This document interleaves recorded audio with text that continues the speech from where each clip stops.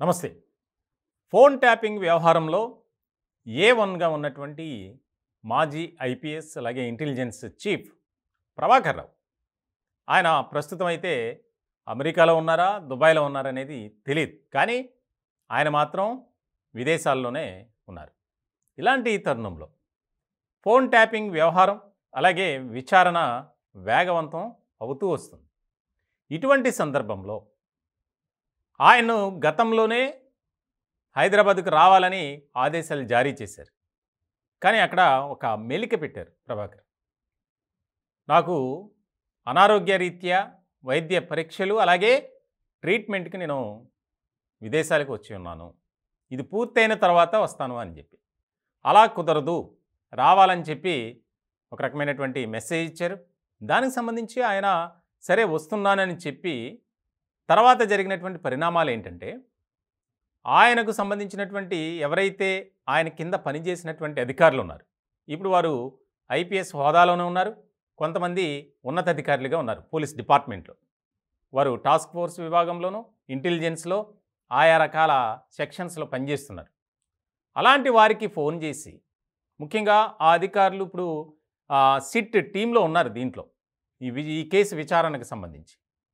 ఇలాంటి సందర్భంలో వారికి ఫోన్ చేసి మనం ఒకటే, డిపార్ట్మెంట్ ఎంతైనా కొద్దిగా చూసి చూడనట్లు వ్యవహరించండి అని చెప్పి ఆయన కాల్ చేసినట్లు, దానికి సంబంధించి మీరేమైనా చెప్పాలనుకుంటే మీరు ఇక్కడికి వచ్చి చెప్పండి, లేదా మీ మెసేజ్ అనేది మెయిల్కి పంపించండి అని చెప్పి ఆ అవతల వ్యక్తి మాట్లాడినటువంటి ఆఫీసర్ ప్రభాకర్ రావుకి బదులిచ్చాడు.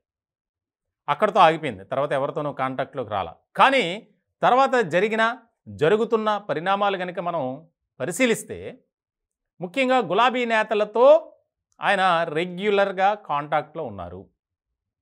అలాగే ఆయన గనక హైదరాబాద్ వస్తే ఈ కేసులో చాలా కీలకంగా ఆయన కింగ్ పిన్గా ఉన్నారు. అందుకే ఈ కేసులో ఏ1గా ఆయన మార్చారు. మొన్నటి వరకు ప్రణీత్ రావు ఏ1గా ఉండేవారు. ఈ కేసు మొత్తం మూలాలు కానీ ఫోన్ ట్యాపింగ్ వ్యవహారానికి సంబంధించి చాలా కీలకమైనటువంటి పాత్ర పోషించినటువంటి వ్యక్తిగా మాజీ ఐపీఎస్ ప్రభాకర్ రావు ఉన్నారు. ఇలాంటి తరుణంలో ఇదొక చాలా కీలకమైనటువంటి పరిణామంగా మారింది. ఇప్పుడు ఆయన హైదరాబాద్ రాకుండా అడ్డుకునేది గులాబీ పార్టీకి చెందినటువంటి కొంతమంది నాయకులే అనేది బయటకు వచ్చింది. ఎందుకనంటే ఆయన కనుక హైదరాబాద్ వచ్చి ఎవరైతే చేయించారు, ఎవరు ఆదేశాలు జారీ చేశారు అనేది ప్రతిదీ చెప్పాల్సి ఉంటుంది. ఇటువంటి తరుణంలో ఆయన ఇప్పటికే ప్రభాకర్ రావు కొంతమంది అధికారుల దగ్గర, ఆయన సన్నిహితుల దగ్గర కొంత సమాచారాన్ని ఇచ్చారట. ఏదైతే ఈ ఫోన్ ట్యాపింగ్ వ్యవహారానికి సంబంధించి మేము కేవలం డిపార్ట్మెంట్లో అధికారులుగా మాత్రమే వ్యవహరించాం, మిగతాదంతా నడిపించింది కర్త కర్మ క్రియ గులాబీ పార్టీలోని ముఖ్య నేతలే అని. సో ఇలాంటి సందర్భంలో ఇప్పటికే ఈ కేసులో అరెస్ట్ అయినటువంటి ప్రణీత్ రావు, భుజంగరావు, తిరుపతన్న, రాధాకిషన్ రావు, ఈ నలుగురు కూడా కీలకమైనటువంటి సమాచారాన్ని ఇచ్చారు. సుప్రీం అని, బాస్ అని.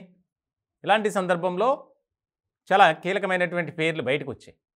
దానిలో భాగంగానే ప్రభాకర్ రావు పేరుతో పాటు కేసీఆర్ పేరు కూడా బయటకు వచ్చింది, కేటీఆర్ పేరు వచ్చింది, హరీష్ రావు పేరు వచ్చింది. రకరకాలుగా సోషల్ మీడియాలో విస్తృత స్థాయిలో ప్రచారం జరిగింది.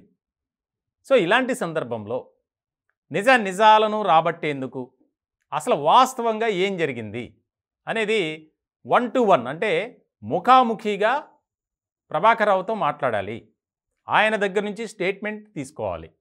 చాలా కీలకమైనటువంటి పరిణామం. ఇక్కడ ఏదైనా సరే విచారణ చేస్తున్నటువంటి అధికారులు ఒక స్టెప్ ముందుకు వేయాలంటే ప్రభాకర్ రావు రావాలి. ఇటువంటి అడ్డంకులు ఉన్నాయి. ఇలాంటి తరుణంలో ఆయనపై లుక్అవుట్ నోటీస్ కూడా ఉంది. దానికి సంబంధించి చాలా కీలకమైనటువంటి పరిణామంగా మారబోతుంది. ఆయన కనుక హైదరాబాద్ వచ్చి ఈ వ్యవహారానికి సంబంధించి ఏం చేశారు, ఎవరు చేయమంటే చేశారు, ఇంకా ఎలాంటి అక్రమాలు చేశారు అనేది పూర్తి స్థాయిలో విచారిస్తారు. ఇప్పటికే దాదాపు ఒక 80% ఇన్ఫర్మేషన్ అనేది గ్యాదర్ చేశారు ఈ నలుగురు ద్వారా. ఇలాంటి సందర్భంలో ప్రభాకర్ రావు ముఖ్యమైనటువంటి వ్యక్తి కాబట్టి ఆయన విచారించాలి. అసలు ఎప్పటి నుంచి ఎక్కడెక్కడా అనేది కీలకంగా మారబోతుంది. ఇప్పటికే ఈ కేసుకు సంబంధించి ఆధారాలు దొరుకుతాయని భావించినటువంటి సిట్ అధికారులు నిరాశపడ్డారు. ఎందుకంటే ప్రణీత్ రావు చేసిన పని అలాంటిది. దానికి సంబంధించినటువంటి హార్డ్ డిస్క్లు కానీ, అలాగే ల్యాప్టాప్ కానీ, ఇతర ట్యాపింగ్కు వాడినటువంటి టెక్నికల్ ఎక్విప్మెంట్ ఏదైతే ఉందో అది తీసుకెళ్ళి ధ్వంసం చేయటమే కాకుండా ఎవరికీ దొరకకుండా ఉండాలనే ఉద్దేశంతో అనంతగిరి ఫారెస్టు, మూసీ నది ఈ రెండింటిని సెలెక్ట్ చేసుకుంది ఈ బ్యాచ్. అక్కడ తీసుకెళ్ళి పడేశారు. వాటిని కూడా స్వాధీనపరుచుకున్నారు. కాకపోతే దాంట్లోంచి డేటాని తీసుకురావడానికి బయటికి ప్రయత్నాలు చేస్తున్నారు, కానీ ఇప్పటి వరకు వర్కౌట్ అవ్వలేదు. సో ఇలాంటి సందర్భంలో ముఖ్యమైనటువంటి పరిణామంగా మారబోతుంది. కొంత సమాచారం ఈ ప్రభాకర్ రావు దగ్గర ఉంటుంది, ఆధారాలు దొరుకుతాయి అనేది అధికారుల ఆలోచన. ఇలాంటి సందర్భంలో ఆయన రావాలి. రప్పించడానికి ఏ రకమైనటువంటి ఇక్కడ మనం వాడాలి, కేంద్ర ప్రభుత్వం సహాయం తీసుకోవాలి. అలాగే ఇక్కడ కుటుంబ సభ్యుల నుంచి కూడా ఒత్తిడి ఆయనకి వెళ్ళాలి. అలాంటి సందర్భంలోనే ఆయన హైదరాబాద్ రావటం, ఈ కేసుకు సంబంధించి వ్యవహారానికి సంబంధించి అసలు ఏం జరిగింది, ఎప్పుడెప్పుడు ఎలా జరిగింది, ఎక్కడికి వెళ్ళారు, ఎవరిని బెదిరించారు, ఈ యొక్క ఫోన్ ట్యాపింగ్ ముఖ్యమైనటువంటి వ్యక్తులకు సంబంధించినటువంటి కాల్స్ రికార్డ్ చేసి ఆ డేటాను ఆ ఇన్ఫర్మేషన్ ఎవరెవరికి ఇచ్చారు అనేది చాలా కీలకంగా మారబోతుంది. కొంతవరకు ఈ నలుగురు నిందితులు ప్రణీత్ రావు, భుజంగరావు, తిరుపతన్న రాధాకృష్ణరావు ఈ నలుగురు చెప్పారు. కాకపోతే ఒక విభాగానికి ముఖ్యమైనటువంటి అధికారిగా ఐపీఎస్ హోదాలో ఉన్నటువంటి ప్రభాకర్ రావు ఆయన్ని విచారించాలి. ఇది కీలకమైనటువంటి సబ్జెక్టుగా సిట్ అధికారుల ముందు ఉంది. ఇలాంటి సందర్భంలో ఆయన ఎప్పుడు వస్తారు, రప్పించడానికి ఆయన ఏదో సాకులు చెప్తున్నాడు ఆరోగ్యరీత్యా అని, అవన్నీ కుదరవు. కాబట్టి ముందుకు వెళ్ళాలి అనే దాని మీద కూడా ప్రభుత్వం నుంచి కొంత అనుమతి తీసుకొని, ఒకవేళ రాకపోతే ఆయన ఎక్కడున్నారో అక్కడికే ఒక విచారణ టీంని పంపించాలనే ఆలోచన కూడా చేస్తున్నట్టు తెలుస్తుంది మనకి. అది కూడా చాలా కీలకమైనటువంటి పరిణామమే. ఎందుకంటే దానికి సంబంధించి వారిగా నిర్ణయం తీసుకుని వెళ్ళటానికి ఉండదు, ప్రభుత్వం నుంచి అనుమతి తీసుకోవాలి. దానికి సంబంధించి చాలా ఖర్చుతో కూడుకున్నటువంటి పని కాబట్టి ఏం చేయాలి, ఎలా ముందుకు వెళ్ళాలి, ఎందుకంటే ఈ కేసు జాప్యం కాకుండా ఉండాలి, త్వరితగతిన విచారణ చేయండి, వేగవంతం చేయండి అని ఇప్పటికే ముఖ్యమంత్రి రేవంత్ రెడ్డి ఆదేశాలు జారీ చేశారు. అందులోనూ దేశవ్యాప్తంగా సంచలనాత్మకమైనటువంటి కేసుగా ఇది ఫోన్ ట్యాపింగ్ ఉంది తెలంగాణలో. సో ఇలాంటి సందర్భంలో ప్రభాకర్ రావు అనే వ్యక్తి చాలా కీలకమైనటువంటి పరిణామంగా మారింది. బీఆర్ఎస్ నేతల నుంచే ఎక్కువగా అడ్డంకి వస్తుంది. ఆయన రాకను వ్యతిరేకిస్తున్నారు.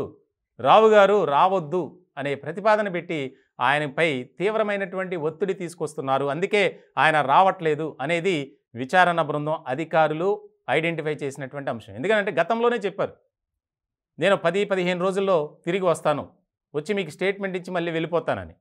దానికి కూడా సిట్ అధికారులు ఓకే అన్నారు. కానీ ఆల్ ఆఫ్ సడన్ ఆయన ఆగిపోయారు. ఎందుకు ఆగిపోయారు అనేది విచారణ చేస్తే ఈ విషయాలన్నీ బయటకు వచ్చాయి. గులాబీ నేతల ప్రోద్బలంతోనే ఆయన ఆగిపోయారు. రావు గారు ఎట్టి పరిస్థితుల్లో రావద్దు, ఎందుకంటే ఆయన వస్తే కనుక డైరెక్ట్ ఎవిడెన్స్ అనేది దొరుకుతుంది. ఇప్పటివరకు విచారించినటువంటి ఈ పోలీస్ అధికారులను ఎప్పుడైతే కస్టడీలోకి తీసుకొని విచారిస్తున్నారో ఆ సమయంలో వీడియో రికార్డింగ్ కూడా చేశారు.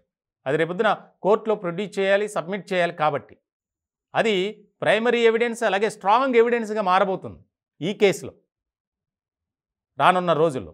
ఇలాంటి సందర్భంలో ప్రభాకర్ రావుని ఇక్కడికి రాకుండా అడ్డుకునేది గులాబీ నేతలే అని విచారణ బృందం అధికారులు భావిస్తున్నారు, అనుమానిస్తున్నారు. దీనికి సంబంధించి మరి కొద్ది రోజుల్లోనే ఒక రకమైనటువంటి కీలకమైనటువంటి నిర్ణయం తీసుకోబోతున్నారు అనేది మాత్రం వాస్తవం.